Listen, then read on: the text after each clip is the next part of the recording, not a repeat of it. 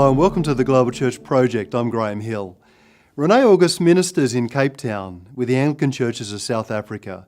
She served for years with her warehouse ministry, facilitating transformational development and community building in some of the toughest townships of Cape Town. René August was one of the founding members of the Amahoro Network of Emerging leaders in Africa, helping people become the leaders that God has called them to be. She challenges the church to tell and listen to stories, to embrace holistic mission, to tackle racial and gender discrimination in all its guises.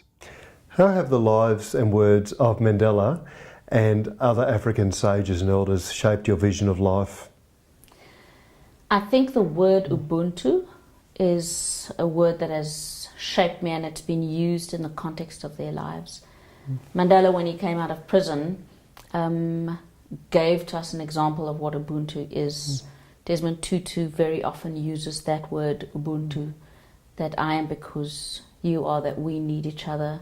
I can only be me when you are fully you. And so that makes two things necessary. One is forgiveness, and the other is relationship. And that there's no exclusion for anyone, that we see every person, irrespective of religion, race, culture, everyone as a child of God. And so each child of God must be loved. And each child of God is included in God's story of love and life and redemption. And so it helps me think not only of people who are my friends, but people I find difficult to relate to.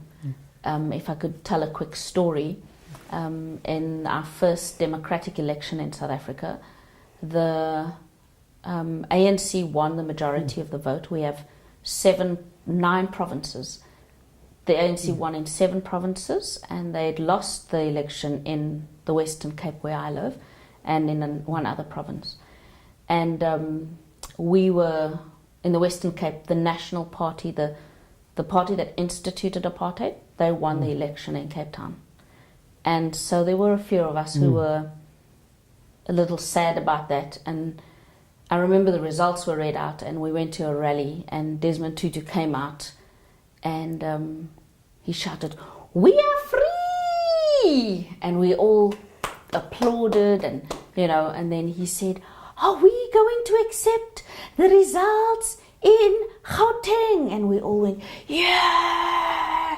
And then he said, "Are we going to accept the results in the Eastern Cape?" Which is also where the ANC won. And we all went, "Yeah!" And he read off every one of the 7 provinces where the ANC won. And we cheered and applauded. And then he said, "Are we going to accept the results in the Western Cape?" And we all went, "Boo!" And he just went quiet, and he said, "Now, we didn't want liberation so that the ANC could rule. We wanted liberation so that every person's vote would count equally. And the Western Cape has spoken. They want the National Party. We will celebrate this result because democracy has won."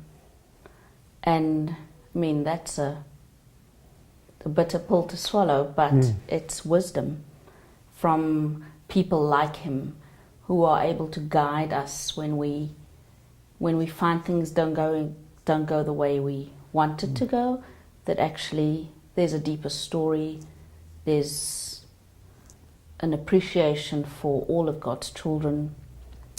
Even when we don't get what we want, we must find the humanity in everyone, and respect the choices of everyone, even if that doesn't suit our purposes. So. Now, not everyone is familiar with the idea of Ubuntu, and I'm slowly getting my mind around it, I think. Yeah. If you're going to describe the idea, how would you describe it?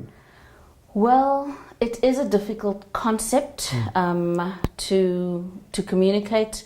The simplest way people say is, "I am because you are." I would say I can only be me with other people. I need you to be fully me. It means that there's a responsibility on both our parts to be present in the relationship and to to look for the goodness in one another. So if we were enemies, if you imagine each person to be a piece of a puzzle, the picture of my life is incomplete if you are not in that picture. So there'll be a hole where your story is meant to be. So irrespective of how I think of your story, whether you are a different race, a different religion, a different political persuasion, I need your picture because it helps complete mine. You've just watched an abridged version of this interview. For the full interview, plus resources for churches and colleges and universities, please visit www.theglobalchurchproject.com. I look forward to your company next time. From me, goodbye.